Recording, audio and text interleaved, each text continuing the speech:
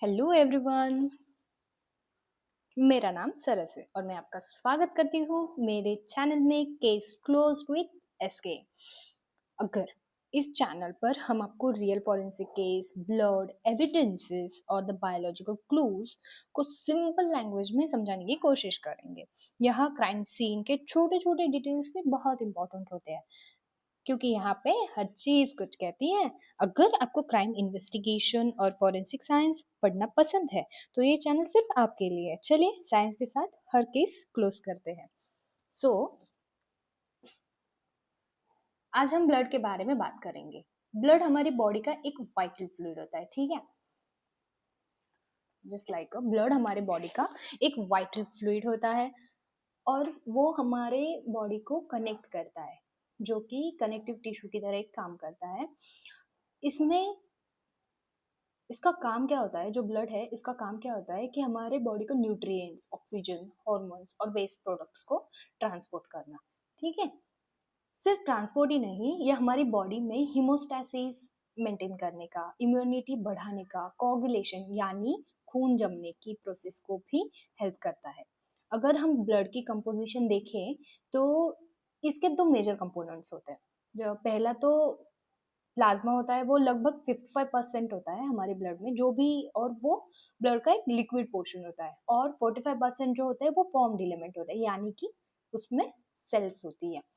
Just like अभी मैंने क्या कहा आपको कि ब्लड का 55% जो ब्लड वॉल्यूम है वो हमारा प्लाज्मा कंसिस्ट करता है, ठीक है। तो प्लाज्मा क्या होता है, यहाँ पे तो हमें बस दिख रहा है कि ब्लड बस 55% वॉल्यूम, ब्लड का 55% वॉल्यूम प्लाज्मा में होता है। फिर इसके प्लाज्मा की कैरेक्टरिस्टिक्स क्या होती है, चलो देखते हैं प्लाज्मा की कैरेक्टरिस्टिक्स क्या होती है। ये जो प्लाज्मा होता है ना, ये पेल इन कलर होता है। ये देखो, इसका जो कलर है ना वो पेल इन कलर होता है। इसमें सबसे ज्यादा होता है पानी। क्या होता है? पानी, H2O। मैं लिख के बताती हूँ, सॉरी मेरे कर्सर का इशू है। H2O पानी होता है। वो कितना, इसमें H2O कितना होता है?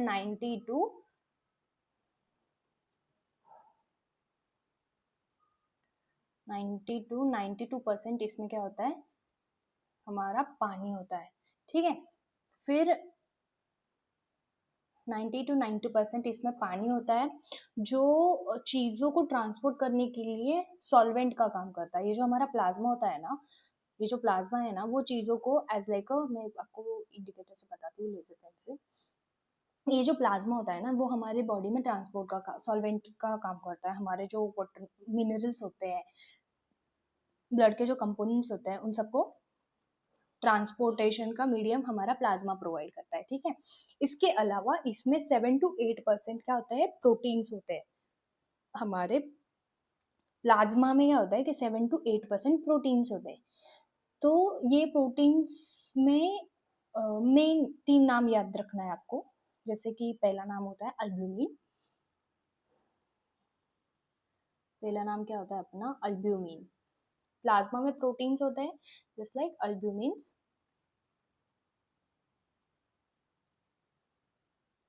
अल्ब्यूमिन्स।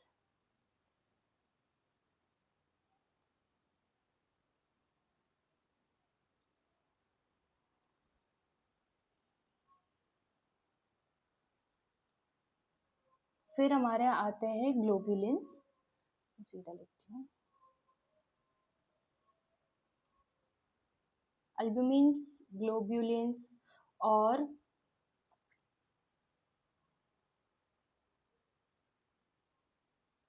अल्ब्यूमिन्स होता है, ग्लोब्युलिन्स होते हैं, और लास्ट होता है फाइब्रिनोजेन। मतलब हम उसको बोलते हैं फिब्रिनोजेन। ये तीनों जो मेन प्रोटीन है ये सब हमारे प्लाज्मा में मौजूद होते हैं। तो इनके फंक्शंस क्या है? अल्ब्यूमिन जो है वो हमारे बॉडी का ऑस्मेटिक प्रेशर मेंटेन करता है, और ग्लोबुलिन जो है वो एंटीबॉडीज के लिए जरूरी होता है। और जो फिब्रिनोजेन है वो हमारे बॉडी बॉडी में क्लॉटिंग के लिए बहुत इसेंशियल होता है। बाकी बचे हुए हिस्से में इलेक्ट्रोलाइट्स होता है। मतलब 3 मेन प्रोटीन होते हैं और बाकी क्या होता है उसमें? इलेक्ट्रोलाइट्स होते हैं, न्यूट्रिएंट्स जैसे कि ग्लूकोज होता है, वेस्ट प्रोडक्ट जैसे कि यूरिया हो गया, और हार्मोन्स होते हैं। ठीक है, ये सब हमारे क्या होते हैं, प्लाज्मा में होता है। यहाँ तक आप सबको समझ में आ गया होगा। फिर से मैं आपको एक बार बता देती हूँ कि देखो, हमारे बॉडी में ब्लड होता है। ठीक है, ब्लड एक हमारे बॉडी में क्या काम करता है कि हमारी बॉडी का एक वाइटल फ्लूइड है जो एज अ कनेक्टिव टिश्यू काम करता है। इसका काम क्या है कि हमारी बॉडी को nutrients, oxygen, hormones, waste products को ट्रांसपोर्ट करना, ये हमारे ब्लड का काम होता है। ठीक है, सिर्फ ट्रांसपोर्ट नहीं, तो हमारी बॉडी में हीमोस्टैसिस का मेंटेन करने हीमोस्टैसिस को मेंटेन करने का काम कौन करता है, ब्लड करता है। इम्यूनिटी बढ़ाने और द कोगुलेशन, यानी हमारे हमें कहीं लग गया तो हम देखते हैं कि एक छोटा सा स्कैब फॉर्म हो जाता है उसके ऊपर, तो वो जो काम होता है, कोगुलेशन बोलते हैं उसको हम। वो स्कैब जो फॉर्मुलेशन होता है, वो वाइट वाइट लिक्विड फॉर्म होता है, वो किसकी वजह से होता है, वहां पे हमारा बॉडी का खून जम जाता है ज़्यादा ब्लड लॉस ना होने के लिए, तो इस प्रोसेस में हेल्प करता है। अगर हम ब्लड की कंपोजिशन देखें, जब हम ब्लड के कंपोजिशन की तरफ जाते हैं, तो उसमें होता है कि 55% हमारा क्या होता है, प्लाज्मा। हमारा ये जो प्लाज्मा होता है वो 55% ब्लड वॉल्यूम कंज्यूम करता है, और जो फॉर्म्ड एलिमेंट्स होते हैं वो 45% काम करता है। जो फॉर्म्ड एलिमेंट मतलब क्या होता है कि हमारी ब्लड सेल्स होती है, उसको हम फॉर्म्ड एलिमेंट्स बोलते हैं। और जो प्लाज्मा होता है विद उसके कैरेक्टरिस्टिक्स और उसके फंक्शंस क्या है, फर्स्ट प्लाज्मा, प्लाज्मा एक लिक्विड लिक्विड मैट्रिक्स होता है हमारे ब्लड का। ठीक है, और उसका कलर क्या होता है, पेल येलो इन कलर होता है प्लाज्मा। फिर इसमें सबसे ज्यादा पानी की अमाउंट ज्यादा होती है, जस्ट लाइक 90 to 92% पानी इसमें मौजूद होता है। क्योंकि पानी क्यों होता है, क्योंकि प्लाज्मा हमारी बॉडी में चीजों को ट्रांसपोर्ट करने के लिए मदद करता है।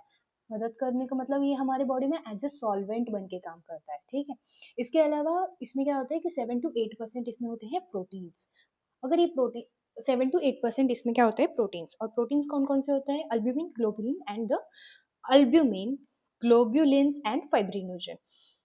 इनके फंक्शंस क्या होता है, अल्ब्यूमिन क्या करता है, ऑस्मेटिक प्रेशर मेंटेन करता है। ग्लोबुलिन्स क्या करता है, जो इम्यूनिटी को मतलब एंटीबॉडी को बूस्ट करता है। ग्लोबुलिन इम्यूनिटी मतलब एंटीबॉडीज के लिए जरूरी होता है। जस्ट फिब्रिनोजन जो क्लॉटिंग के लिए बहुत इसेंशियल होता है, मतलब मदद करता है।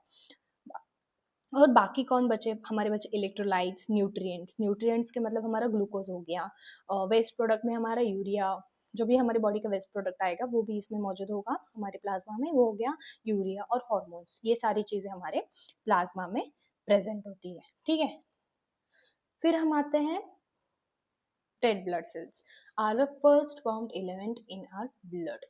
ओके, रेड ब्लड सेल्स को हम फिर क्या कहते हैं, और उसका नाम है रिथ्रोसाइट्स। रेड ब्लड सेल्स को या फिर रिथ्रोसाइट्स, ये दोनों सेम हो गए। अगर आपको कोई क्वेश्चन आ गया कि what is the shape of erythrocytes, तो आपको कंफ्यूज नहीं होना है, वहां पे आपको देखना है कि रेड ब्लड सेल्स को ही हम इरिथ्रोसाइट्स बोलते हैं। ठीक है, ये ब्लड का सबसे एबिडेंट सेल्स है, और इसका काम क्या है पता है, ऑक्सीजन ट्रांसपोर्ट करना। अगर आप बोलोगे मैम देखो ये रेड है, तो ये हमारे बॉडी में ऑक्सीजन कैसे ट्रांसपोर्ट करेगा, ये ना हमारे ब्लड में एक और क्या बोलते हैं इसको,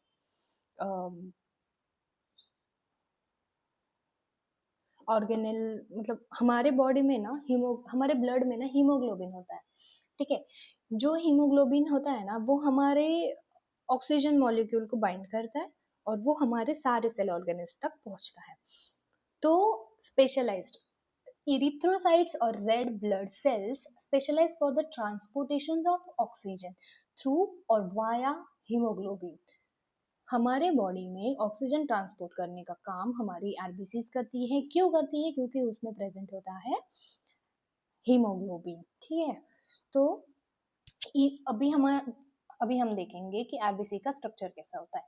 इसका स्ट्रक्चर होता है बाइकॉन्केव स्ट्रक्चर होता है, जो गैस एक्सचेंज करने के लिए सरफेस एरिया बढ़ा देता है। एक important forensic point of view ये है कि मैच्योर आरबीसीज में न्यूक्लियस और क्या बोलते हैं उसको, ये नहीं होता। एक मतलब हम देखें कि हमारी जो मैच्योर आरबीसीज अगर हम माइक्रोस्कोप के नीचे देखें, तो उसमें न्यूक्लियस और ऑर्गेनल्स नहीं होते। क्यों नहीं होते, क्या कि हीमोग्लोबिन के लिए हीमोग्लोबिन के लिए सबसे ज़्यादा से ज़्यादा जगह बन सके, ठीक है? हीमोग्लोबिन के ज़्यादा से ज़्यादा ज़्यादा जगह बन सके। ये हो गया हमारे आरबीसीज़ का स्ट्रक्चर, मतलब उसका शेप कैसा होता है और उसकी वो वो अन्यूक्लियर, मतलब उसमें न्यूक्लियस नहीं होता इसलिए उनको अन्यूक्लियर बोलते हैं, ठीक है? अन्यूक्लियर होती है हमारी आरबीसीज़। फिर आता है आरबीसीज़ के फ्लेक्सिबिलिटी पे। अभी हम बोलेंगे कि हमारी अभी हम देखते हैं कि हमारी बॉडी में हर जगह पे ब्लड होता है। अगर हमें कहीं भी लगे तो ब्लड होता है। वो जाता कैसे है? हमारी बॉडी में वेन्स और कैपिलरीज होती है। हमारी बॉडी की सारी वेन्स और कैपिलरीज सेम साइज की तो होती नहीं है। तो हमारा ब्लड कैसे है ना, सबसे छोटी से छोटी जो कैपिलरी है उसमें भी जाता है, सारे ऑर्गेनल्स तक पहुंच जाता है और फिर कहाँ पे उसको हीमोग्लोबिन और ऑक्सीजन दे देता है। सबसे बड़ी वेन्स में भी ब्लड होता है। तो ये सारी छोटी कैपिलरी में ब्लड का होना, बड़ी कैपिलरी में ब्लड का इजीली फ्लो होना, ये सब उसके आरबीसीज के फ्लेक्सिबिलिटी पे डिपेंड करता है। हमारी आरबीसीज बहुत ज़्यादा फ्लेक्सिबल होती है, ठीक है? और ये हो गया, मतलब हमारे आरबीसीज ज़्यादा से ज़्यादा फ्लेक्सिबल हो गए। ये 3 मेन फंक्शन है हमारे आरबीसीज के। फिर आते हैं हम हीमोग्लोबिन के स्ट्रक्चर पे। हीमोग्लोबिन क्या होता है? हीमोग्लोबिन स्ट्रक्चर में ग्लोबिन प्रोटीन और 4 हीम ग्रुप्स होते हैं, ठीक है? देखो, ये जो छोटा छोटा दिख रहा है ना आपको, ये हो गए हमारे हीम ग्रुप्स, ठीक है? और ये जो होगी ना चेन्स, हीम ग्रुप्स और ग्लोबिन प्रोटीन्स होते हैं। और इसमें इनमें हमारे जो हीम में है, इसमें क्या होता है, हमारा Fe2+ आयरन होता है जो ऑक्सीजन को बाइंड करता है, ठीक है? हमारे हीमोग्लोबिन में Fe2+ आयंस होता है जो हमारे O2 को बाइंड करता है। यहाँ पे 1 hemoglobin molecule to carry up to 4 O2 molecules, ठीक है? हमारा एक हीमोग्लोबिन मॉलिक्यूल 4 ऑक्सीजन मॉलिक्यूल को कैरी करता है। कहाँ पे? हमारे सेल्स को ऑक्सीजन देने के लिए। फिर इसके स्ट्रक्चर में क्या होता है कि वो जो 2 चेन्स होती है, मतलब 4 ग्लोबिन प्रोटीन्स होते हैं, उसमें 2 चेन्स अल्फा होती है और 2 चेन बीटा होती है। इन चारों को मिला के हमारा ग्रुप फॉर्म होता है, ठीक है? अब हम देखेंगे life span of RBCs. The 120-day life span of erythrocytes. Simple है, यहाँ पे क्लियर लिखा हुआ है कि हमारी आरबीसी सिर्फ 120 दिन के लिए होती है। उनका लाइफ स्पैन लगभग सिर्फ 120 दिन ही होता है, जिसके बाद ये स्प्लीन और लिवर में जाके डिस्ट्रॉय करती है खुद को, ठीक है? The RBC life cycle is continuous process of production, circulation and recycling, ensuring the stable supply of oxygen carrying cells. The entire lifespan of approximately 120 days होता है। देखो, अभी आरबीसी की लाइफ साइकिल कैसे होती है? फर्स्ट उसका प्रोडक्शन होता है, मतलब उसको हम बोलते हैं इरिथ्रोपोएसिस। हमारे बोन मैरो में होता है, वो हार्मोन इरिथ्रोपोइन की हेल्प से स्टिमुलेट होता है, ठीक है? आरबीसी का प्रोसीजर हमारे बोन में होता है, बोन मैरो में होता है, ठीक है? और वो किससे स्टिमुलेट होता है? Hormone which we called as erythropoietin, EPO, ठीक है?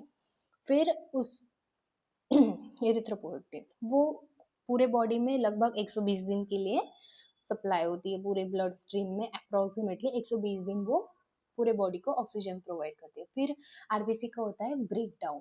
Old RBC is broken down phagocytic cells which we call as Kupffer cells in the spleen, liver and bone marrow। तो जो कफर सेल्स है, वो जो स्प्लीन में, लीवर में और बोन मैरो में जो प्रेजेंट होती है, उनकी वजह से हमारी आरबीसी डिस्ट्रॉय हो जाती है। फिर आरबीसी का होता है रिसाइकलिंग। रिसाइकलिंग होता है आरबीसी का। फर्स्ट वो फॉर्म करते हैं globin, broken down into reusable amino acid. Globin chain हमारी अमीनो एसिड से बनी होती है, बट 2 चेन होती है ग्लोबिन की, एक अल्फा ग्लोबिन, बीटा ग्लोबिन। तो ये अगर हमारी आरबीसी ब्रेक डाउन होती है तो रिसाइकलिंग के प्रोसेस में फर्स्ट वो ग्लोबिन चेन फॉर्म करती है। वो ग्लोबिन चेन क्या होती है कि रीयूजेबल अमीनो एसिड्स होते हैं, ठीक है? फिर उनका सेकेंड जो रिसाइकलिंग का बाय प्रोडक्ट बनता है वो होता है heme, that is Fe2+ ions transported back into the bone marrow and form a new hemoglobin synthesis. वो फिर से बोन मैरो में जाता है, न्यू हीमोग्लोबिन को सिंथेसिस करता है, फिर वो बॉडी में 120 दिन के लिए ट्रैवल करता है।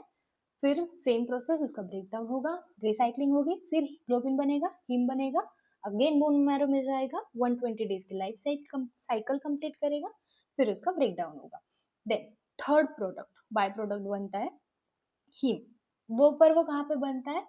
हमारे मतलब जो रिमेनिंग प्रोडक्ट है, आधा हीम हमारा चला गया बोन मैरो में, आधा फॉर्म हो गया ग्लोबुलिन, आधे का बन गया हमारा ग्लोबुलिन, बचा है हीम।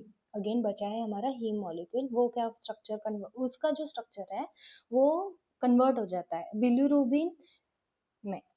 जो रिमेनिंग स्ट्रक्चर है उसको कन्वर्ट होता है बिलीरुबिन में एंड एक्सक्रीटेड इन बाइल।